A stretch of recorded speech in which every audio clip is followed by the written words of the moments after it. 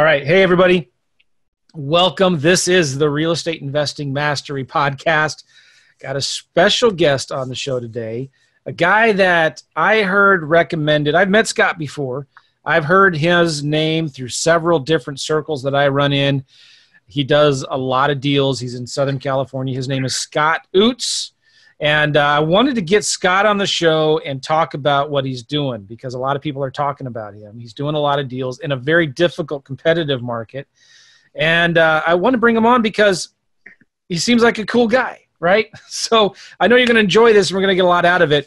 Let me tell you first, guys, this podcast is brought to you by my book, Wholesaling Lease Options. The author of this book paid a lot of money in sponsorships to get his book on this show. Just kidding. This is my book.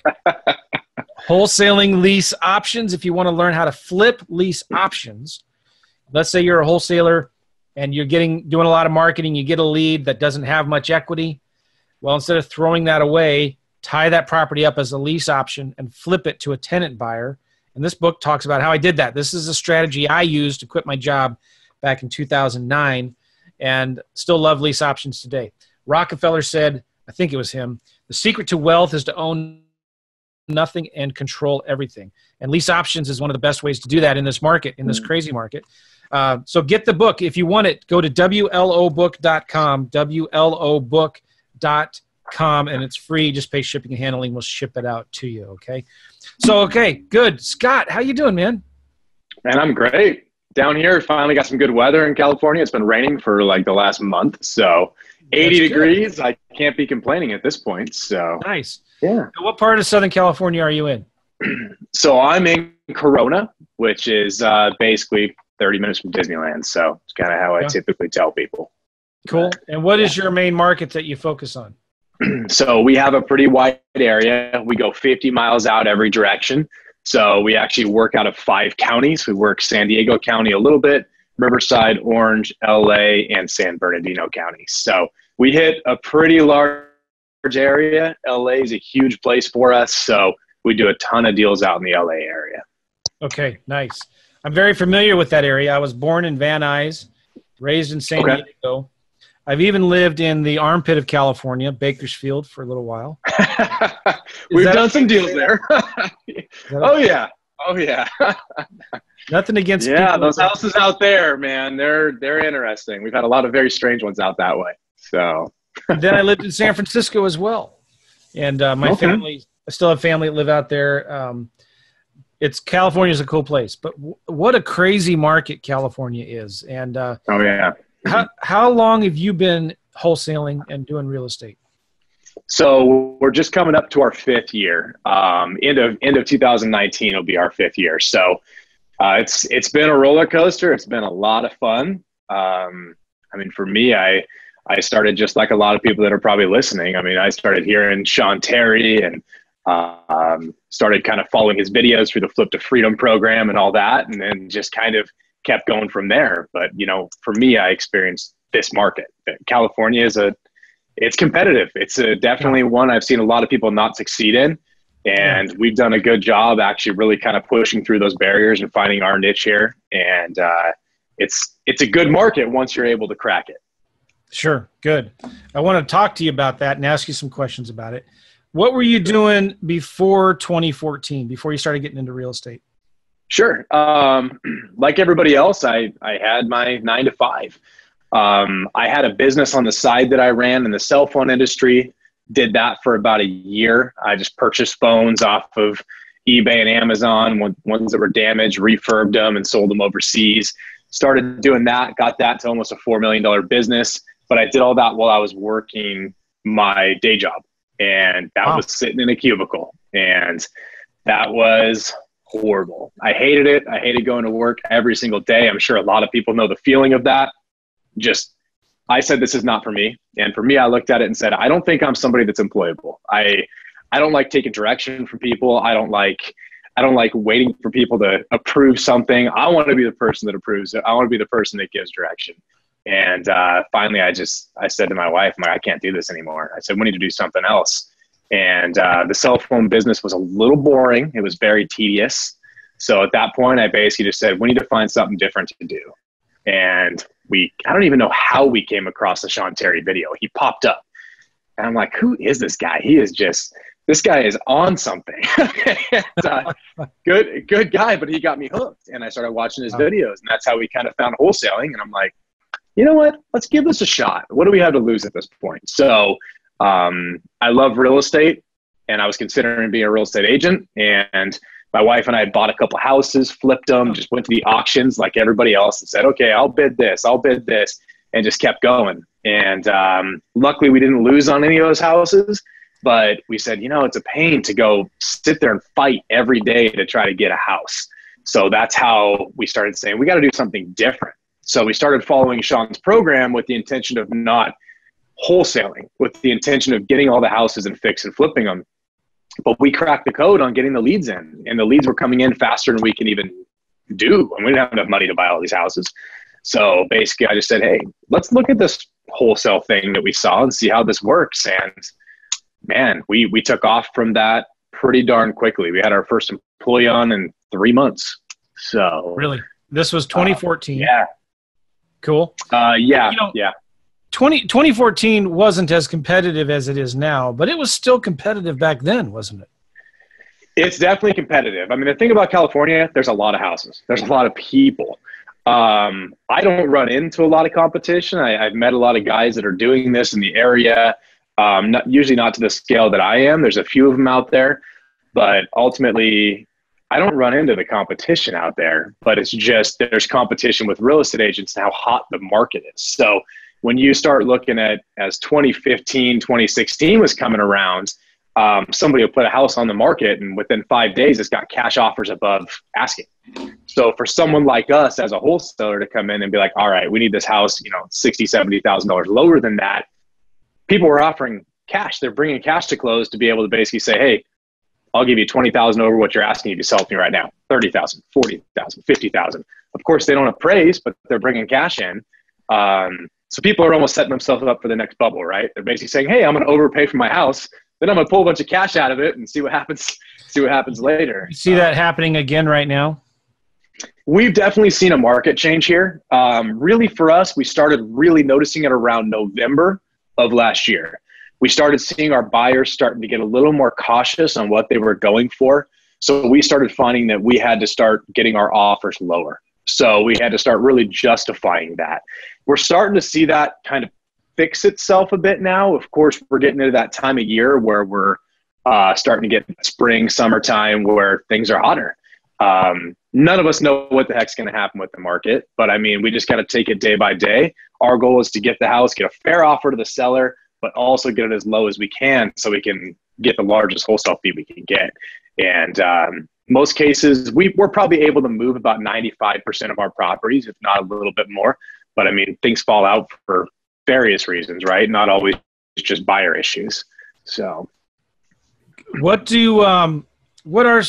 can you give like a simple, quick formula for how you're making your offers in a hot market like California? Yeah, I mean, so for us, our number one thing is repeat buyers. So we always want to make sure that our buyers get a return, and we work backwards from there. So if we say most of our buyers want anywhere between a 10 to 15% return, depending on the area, and that's 10 to 15% return after realtor commissions, their closing costs, repairs, holding costs. So we basically say, okay, if they want a 10 to 15% return, let's set it at 12%. So we're going to take that right off the top. What is their realtor commissions going to be when they go to sell it? Understanding they're probably getting a discounted realtor commission. So we'll usually take out like 3% for that. Then we start working through construction. So if we're looking at a $50,000, $60,000 remodel, we'll take that off. And then we assume holding costs at about 1% right in there. Then we come to our wholesale fee. Okay, what do we want? Do we want $100,000? Do we want $50,000? And then that comes off.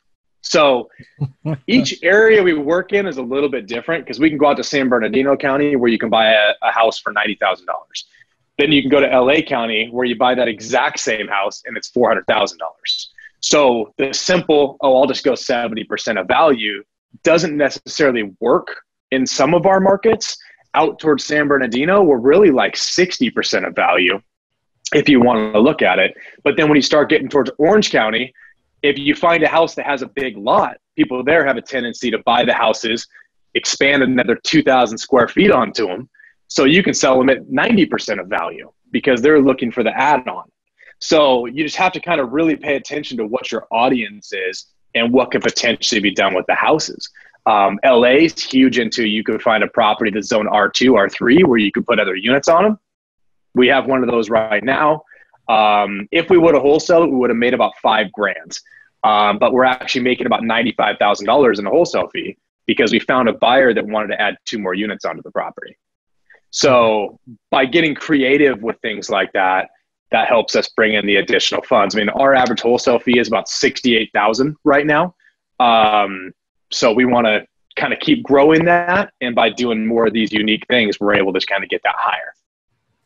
That's amazing. $68,000 is your average wholesale fee. What would your average wholesale be in San Bernardino County? We're usually sitting about 25 right in San Bernardino, just because the housing prices are lower. We did close one that actually was just $155,000 wholesale fee. And that was Riverside County, that's right next to San Bernardino. Oh. So it's still possible. You just have to find the right place and find the distress, and then you can get that one done. With wholesale fees that big, are you double closing or doing assignment fees? What are you doing there? This one in particular we did, but we had to double close because there was an issue with the buyer's lender.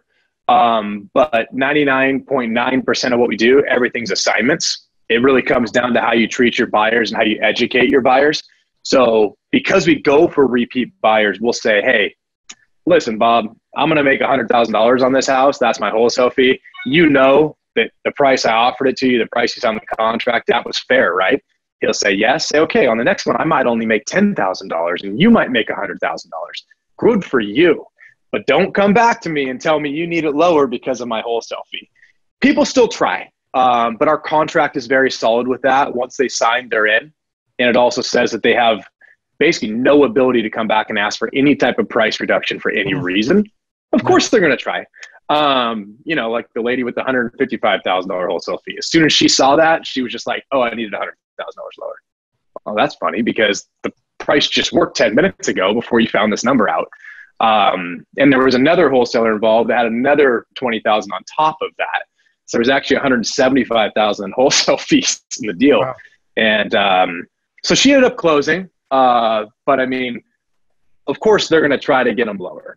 That's ultimately, they want to get the best return and we want to get the best return. The difference between us and a lot of those fly-by-night wholesalers that don't last is because we make sure that the buyers get the return that they need so they come back again. She might see we made $155,000. She may try to lowball us next time thinking we're going to make $155,000 again. But usually that's not the case. That's more of an anomaly than the normal. You are, well, let me ask you before I talk about your buyers, because that's obviously super important. How many deals are you guys averaging a month, or how many deals did you guys do in the last 12 months? So in 2018, we did about 156, I believe. Don't quote me exact, somewhere between 150 and 160 deals. Very good for you. How's 2019 looking so far? Looks pretty good. We're pretty far ahead. I mean, January was a bit rough just because we had deals under contract and that bit of shift in the market. We had to go back and get some price reductions and let a few deals go, but that's bound to happen. But we're the 2nd of April right now. And for the quarter, we're already at like $190,000 in wholesale fees in the first 2 days. So my team just said this morning that their goal is to get $1 million quarter this quarter. So we'll see if they accomplish that. Very good, man. I'm very impressed, Scott. Thank you. I know of some Southern California wholesalers that are grinding their teeth right now. What's this guy doing that? Dang it. We all do it. So it's tough. And to be honest, I mean, we all grind our teeth on things. We all have times where we're like, what am I doing? Why am I even doing this business?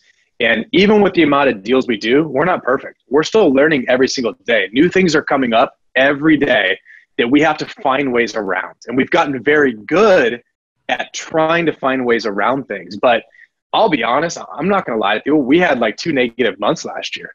So for the people that are having the problems and they're saying, oh my gosh, I can't lose money, right? We're in real estate. So regardless of how you want to look at it, you want to say we're assigning houses, however you want to look at it, we're in the real estate industry. And in real estate, sometimes there's things you can't control. You can't control a lien that pops up on a house, and it takes you, 30 days to find the 3 banks that went out of business that was sold to finally get to the end person. We've had deals that were supposed to be 7 days and they took 6 months. It happens. So people can't get discouraged by a market shift, because honestly, this isn't even the big one. This is a very small market shift right now. So for us, just keep pushing forward, focus on that next deal. And you've got to look at every deal that's starting to fall apart and say, all right, how much am I making? And is this worth it for the amount of time I'm going to have to put into it, right? If I'm going to make $100,000, I'm going to put every waking minute I can into it. But if we're making $5,000 on a deal, and I'm like, all right, in labor, I'm going to have to pay my team $2,000. I'm going to have to spend all this money. Is that worth it? Or should I just drop that and focus on the next one? So it comes down to making those tough decisions sometimes, but there's a lot of people that are killing it in this market. There really are. And even out towards San Francisco, I know a lot of guys out there, and that market's very competitive as well. Jason Boozy out there, I don't know if you know who he is. I mean, he's doing probably 5-6 deals a year, but each of his deals are more than 2 months of my income, because he does such unique deals. So there's ways to do things. There's a lot of people succeeding in California. I just don't want people to get discouraged based on a bad month or having trouble finding deals. I want to get Jason on my podcast. I've been trying to, and we almost connected one time, and then something happened. And okay, cool. So you were talking about buyers, and obviously buyers are super important.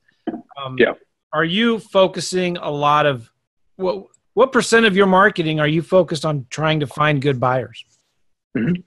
So buyers in the past, the way we always looked at our business was acquisitions was like 95% of our business and buyers was like 5%. Then we realized how stupid we were for thinking that, because getting a buyer is just as important as getting a contract, because there's really 2 sides. So we had to start looking at it on an even scale. So 50% of our time spent for acquisitions, 50% of our time spent for buyers. But when it comes to dollar value we're spending, buyers are more word of mouth than sellers. So we may spend maybe $300 a month looking for buyers if we want to put a campaign out there. Maybe not even that, but for sellers, we're spending, 40, 50,000. So that's the difference in that. We spend a lot of time just kind of communicating with people. So we'll go ahead and try to ask our title company for cash transactions. When we get that, we'll run it through a skip trace company. A lot are LLCs. So in that case, we expect it to be like a 10% hit rate. I mean, very low, but that's 10% we don't have to look for. Then we start running through in spare time, start running through corporate documents. Most of the time there's addresses. So we'll just send out hey, I'm Scott. I'm with SJO Investments. I'm out here to basically make you some money, right? So we're not sending hey, I'm a wholesaler. I've done 3 deals in the past 2 months. I have a deal on 123 Main Street. We don't do that. If you want to make money, you want to work with us. We're very blunt and very to the point. And we just put a phone number on there, call rel number, so we can track everything coming in. And usually our phone will blow up pretty quickly once those come in. But the bigger companies, obviously the letters don't always work with. They get in the garbage as fast as they arrive. So those ones are a little more creative. You have to go and just start showing up at their lobby and saying, hey, I'm here. Oh, he's not available? Oh, okay, great. I'll sit here. I'll be here 4 hours. I mean, we've tried it and it works. But once people start learning your company, people start coming to you. So we have more buyers that are just showing up at our doorstep type of thing than we have in the past, because the word's getting around that we're taking care of our buyers. And we're not leaving them, 50 cents on the back end after they spend $5,000. We're making sure that they actually make money. A lot of them have shifted over to using flat listing services. So by using that, we're still building in the realtor commissions for them. Right. So now they're probably making 18, 20% on their return, and they're loving it. So they call us, hey, when's the next house? When's the next house? And I mean, if I looked at my board right now, I probably have maybe 5, 6 buyers on that board that are buying all those properties, just because, I mean, everyone always says, I'd rather have 20 people on my buyers list and they're all performing versus having 10,000 people on my buyers list fielding all those emails for people that are tire kickers. So that's where I differentiate from like people that are out there, you know, even I think Sean, definitely someone that says, hey, get your buyers list bigger, get it bigger.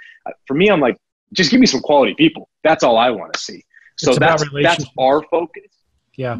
That's exactly it. And, you know, for us, we'll take a couple of our buyers. We have the Anaheim Angels baseball team. Every once in a while, some of our big buyers will rent a suite there. Ones that won't have issues commingling, and get those guys together, throw some beer stuff in the suite, some food, just bring my sales team and make sure they know my TC, just introduce them and just wine and dine those guys. And while we're there, we're always saying, hey, you know, that last property you had to make at least 80 grand on. I saw you sold it for over market. Well, I got this other one. I kind of need your help on this one. I know it's going to be a little bit tighter, but, you know, hey, will you buy it? If not, here, have another beer. Let's keep going. I got the contract right here. And it actually works. People like the wine and dine attitude, and we don't do a ton of that, but some of those people that are really beneficial to our business, we take care of them. You know, I got a steak dinner plan next week with another buyer. You know, another guy requested a bottle of Blue Label. He's getting this bottle of Blue Label. Because he said, hey, I'll buy this house if you give me a bottle of Blue Label. I'm like, it's a $80,000 wholesale fee and a bottle's like $150. I'll buy you two. So, kind of a little bit of the fun bribe stuff, but all in good fun. Really good. Let's talk about marketing. Marketing for sellers. How much are you spending a month on marketing right now? Your budget? We're about 45, between 40 and 45, depending on the month. Okay. Very nice. And now I'm just looking at the numbers, 40 to 45. And if you're averaging, let's see, last year you did 156 deals. That's 13 deals on average a month. Okay. Mm-hmm. You're spending about $3,500 in marketing per deal. Does that sound about right? Yeah. It shifts a little bit. We were doing a very heavy PPC last year, and because of a lot of stuff Google was doing, our PPC kind of shifted and went kind of downhill for a while. So our costs went pretty far up, and now we're driving that back down. So that's fair to assume at this point. But this year, our goal is to get that somewhere down around like $2,000. When you first got started, do you remember what it was back then? Oh God, I think we were like, oh geez, probably almost like 5,800. I think we hit as high as 7 at one point, and part of that is because I was out there doing the acquisitions, and for me, I just don't have the patience for that role. I knew I had to fill it. So when I'm in Corona and I get someone that says, hey, I want to sell my house, and they're in LA, I hop on the road. If you've ever sat in traffic here, it's not fun, right? So it could take me an hour and 45 minutes, 2 hours to get there. You're already pissed off when you arrive at the seller's house. And then when that seller tells you no, you're like, man, I got a 2-hour drive home right now. I drove 2 hours here, and now you're telling me no? Come on, you just want to like, ugh. Yeah. So that was not my role. So I tried to fill that one pretty quickly, and I knew I was driving our cost up because I just wasn't locking the contracts up like somebody else would be able to do. So now that's under control. What kind of marketing are you doing that's working right now? So we are doing mainly mail right now. We stopped RVMs a while back just because I kind of worry about the legalities of some of that stuff. It just wasn't worth it. So we cut off RVMs probably about 6 months back. So mail is a big one for us right now, as a lot of people have shifted towards RVMs. You know, they're running after the next golden nugget that's out there. I kind of hold back because everyone says mail doesn't work. Well, they're all running after the next thing and they're just dropping the mail. And I say, you know what? That's fine. All you guys leave mail. Yeah. And then I'm going to be 1 out of 3 postcards instead of 1 out of 50 postcards that arrive in a mailbox. So we keep a very simple process. I send 1 postcard. I never change it up, never send a letter. And ultimately, we just send it over and over and over. We do some texting as well. There's a system out there called Lead Sherpa. Oh, stop. About it. Well, it's the masses now. It's out there. It is amazing. It is amazing. Yeah. Jason Nickel, really cool guy. And Yeah. So talk about Lead Sherpa. How's that working for you? It's killer. So we were one of the beta testers for the system. So we stepped into that system quite a while ago. And for us, it took off quick to the point that I actually hired someone in-house just to text all day. So, and if you want to think of any position that's easy to hire, imagine just posting online, do you like to text? I mean, God, the applicants I got for that thing was insane. So I've had this full-time guy on probably about 6 months now, and he is killing it. He sends probably, I think he's almost 5,000 texts a day now. And I mean, our return, I think 5,000 texts a day. Yeah. We just had a client, he sent about 150 text messages and was complaining a little bit about not getting any leads from it. And I thought, yeah. 150? Yeah. What? That's like, you need to think bigger. You should be sending, and this is over a 3 or 4 day period. Uh-huh. I thought, you you just don't get it yet, but that's all right. We'll work with that. We'll work with you. So that's a lot of text messages a day. So can I ask you who you're sending the texts to? So for us, we hit every single list we pull every single way possible. So we don't complicate the system. Yeah. We say if we pull your ownership list, we're going to hit those people through text. We're going to hit them through mail. We're going to hit them through cold calling. We're going to try to hit them every way we possibly can to make sure that they know who the heck we are. So your marketing combination right now of let's get all the lists that we can. And it's a pretty simple list, I think you're saying, right? They need to have owned it for a certain number of years, right? Yeah, we do a 20-year list. We also do the standard vacant lists. We'll pull trustee sales. We focus a lot on elderly. So, I mean, if we look at somebody that's over 65, but they have a 2-story house, that's one we try to hit as well, just because it's an important list. It shows, hey, they're getting older. Either they're going to start putting in that ramp up the stairs, or they're going to sell the house to move to a single family. So we try to be a little bit picky on what we're sending just to try to find what the distress could be. And if we find the distress, we mail it. We don't go pull like divorce lists and mail things like that, because most of those people are in the other list we're pulling anyway. So we just go ahead and take it. We'll list stack it a little bit and then and send it out. I'll have to talk with you. We're testing something new right now. Mm-hmm. I don't know if I should be talking about it, but I will. We're testing something new right now with the Facebook bot that actually goes out and finds the buy, sell, trade groups, like garage sale groups or any of those groups that sell on Facebook, that sell stuff. And we're just putting very non-spammy. These bots are putting very non-spammy messages in these groups. And then it's handling any response that comes in, or any response that, if it gets a comment, the bot will send a quick reply. And we're getting these people onto Messenger. And we're getting from Messenger, we're getting them on the phone. And it's working pretty crazy right now. And so we're, again, just barely testing it. Somebody contacted me about it. I'm testing it right now in a couple markets in Nebraska, believe it or not. Really? And it'll be interesting to see if that works. I'm always looking for new types of marketing. But, at the same time, what worked when I got started in 2006 and 7, direct mail, it's still working today. And I've seen it go through cycles where like people are saying, oh, that doesn't work anymore. Well, it does. It really does, right? And just getting on the old-fashioned phone still works. That's 100% it. People think you need that new stuff every single time, which the new stuff is great. I mean, like I said, text works for us.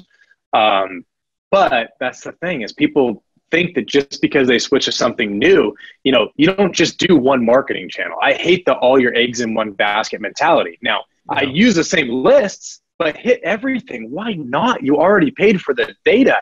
You paid for the data, use it every way possible, get it in front of as many people as possible, and close the deals. So because if you don't, you're competing with someone like us who's doing that.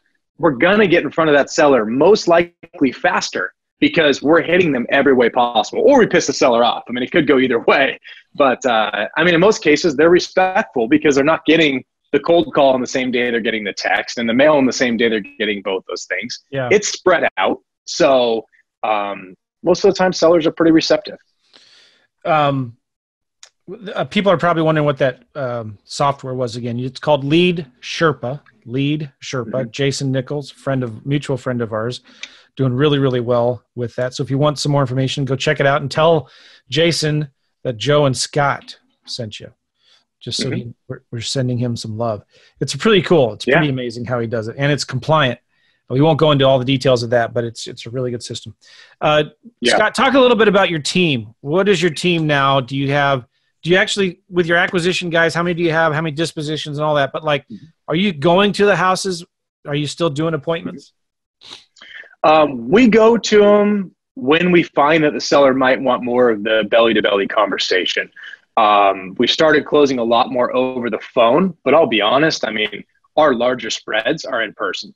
So the 155,000 we just hit, I mean, one of my sales guys has hit multiple spreads over 6 figures. It's just a regular thing for him.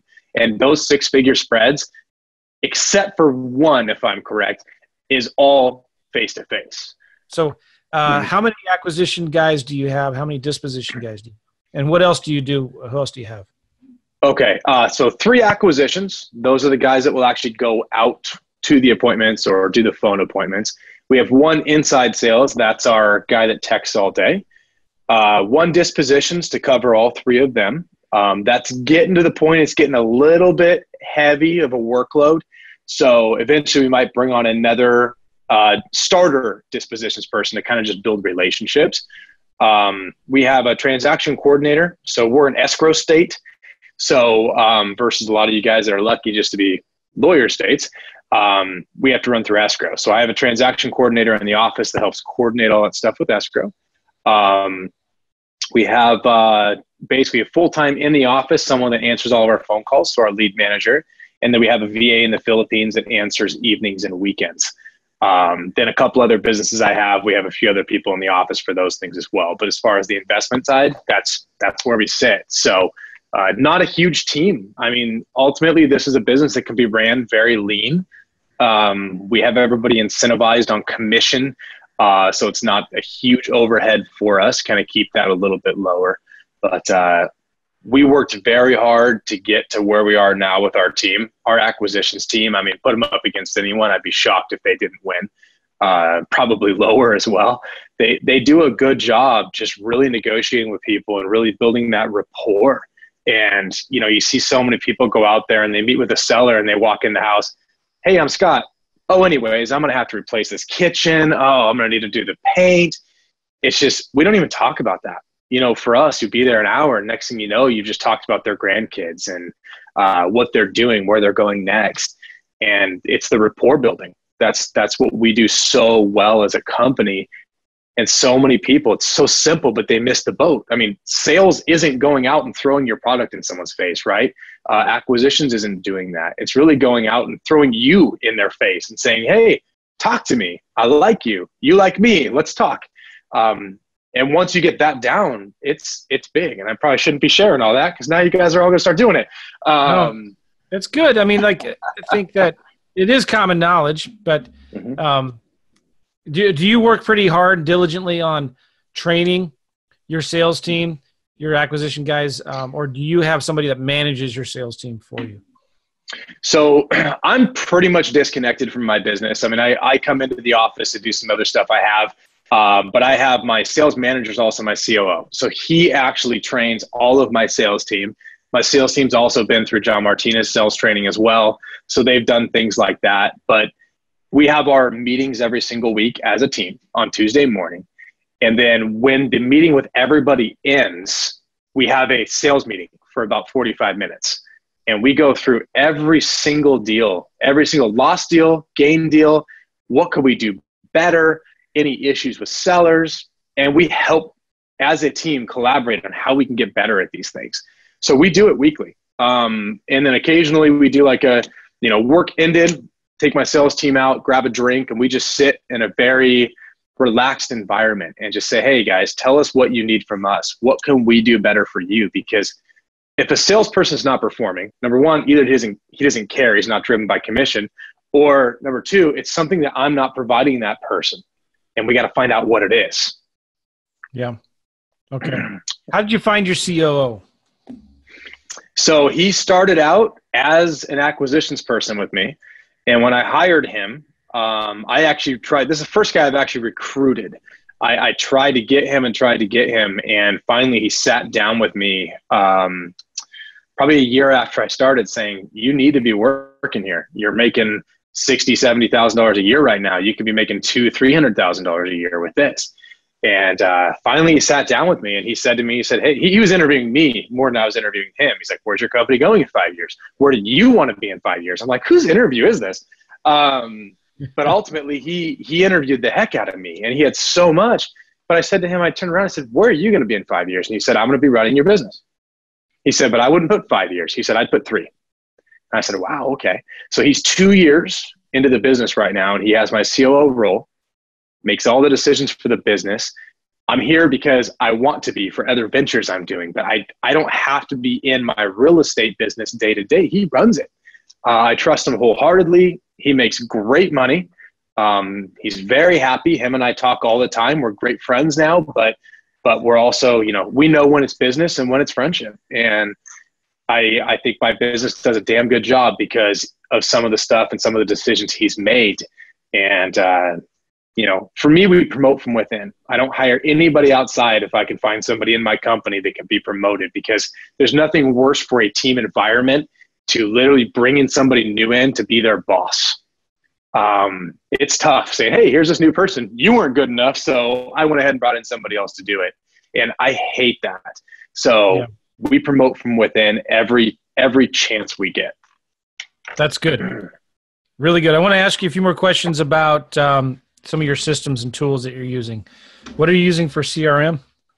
We use InvestorPo for our Podio system. So we upgraded that probably about a year ago. They do a damn good job for us. Basically, it's very automated, and that's what we were shooting for. So InvestorPo does good, and then we use CallRail for all of our call systems. Okay, good. Do you mind talking about where you see yourself going in the next 3 to 5 years? And if you don't mind talking, what are some of these other business ventures that you're doing? I'm just curious. Sure. So, definitely this year we're going to grow the business. Our goal is to hit over 4 million in wholesale fees within this business. And we're going to go ahead and start expanding outside of California. So that's going to be our goal by the end of this year.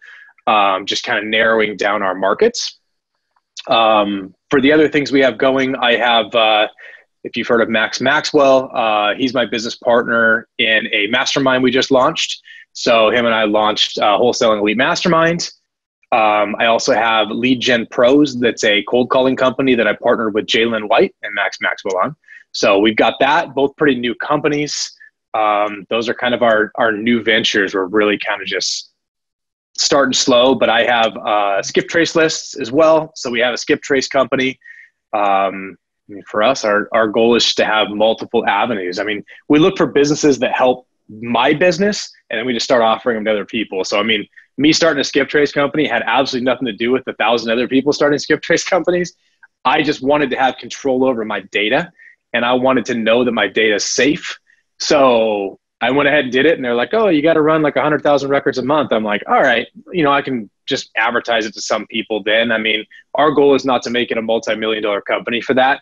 I have it for my own use, and if people want to use it, they can use it. So, but yeah, those are my 3 focuses right now, because the skip trace company is about 6 months old. The mastermind, we just started selling at Max Maxwell's event a week ago. So we've got quite a few members on that. How'd that event go? That event was great. There was almost 1,200 people in that room, and everyone was so hungry to learn. And it was so excited, because one of the things that Max always tells me is we don't sell from the stage. And a lot of those events, they sell from the stage. And it's refreshing, because people don't feel like, oh God, here they go again. They're going to sell this or they're going to sell that. We can tell them systems we're using. Max and I talked about our mastermind, but for us, the mastermind, we don't want to force anybody into it, because we want people to want to be in it. We want to help people get to a multi-million-dollar business, but we don't want to have someone put money out and then say, what did I do? Right? This isn't for me. We don't want that. And so I like that about the way he does his events. And there were some really good people there, a lot of good info. But it was refreshing to be there up there on that stage with 1,200 people. It's exciting. I get a rush from that. And for me, I'm like, all right, put me up here more. Let's get up here and let's show people what we do so well. And especially let's show the people that keep saying, I can't, right? I can't do this. I don't know how to do this. Then come to one of these events and listen. And you grab a notepad and you just start writing. I want you to have 20 pages by the time you're done. And when you go home, don't put that in a drawer. Keep it out. Do it. Like, you can pay for 50 events a year if you want. There's enough of them out there. But if you go home and you don't actually do something with that information and take action, you're not going to be any farther than where you were at this event when you pay $500 for the next one. It's sad to see that happen. You know, not everyone's going to be a go-getter, but I hate seeing people fail because of their own doing when they didn't want to take action on something. And, you know, all the excuses we hear, I don't have money, then drive for dollars, right?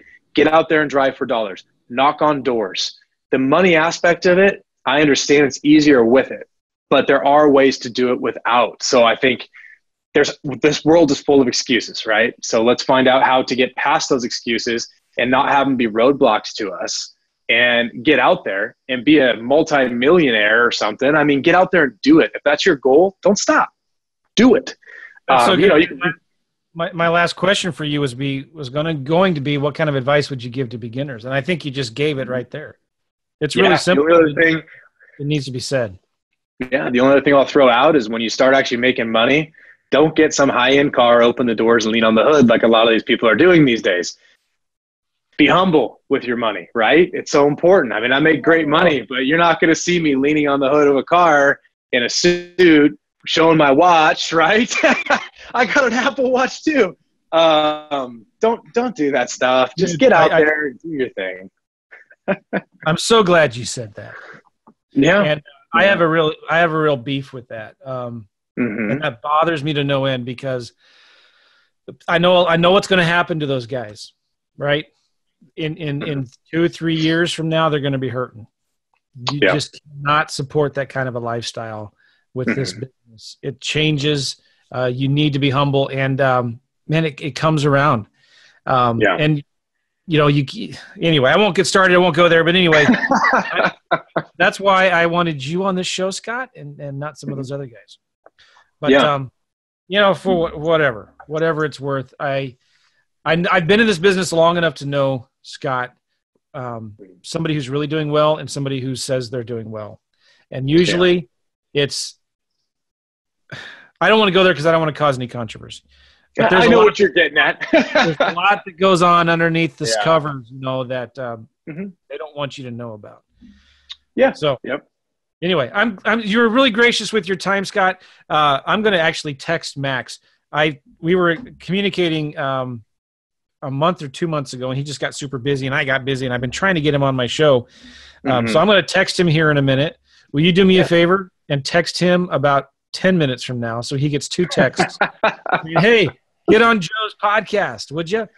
It's going to take more than that with him. He's a hard guy to pin down. But I know even a few guys I know that are like, hey, I've called Max like 10 times. I'm like, well, I'll try. I'll help you out how I can. So I'll definitely do that. I'll do it. Why the heck not? So. I'll text him again.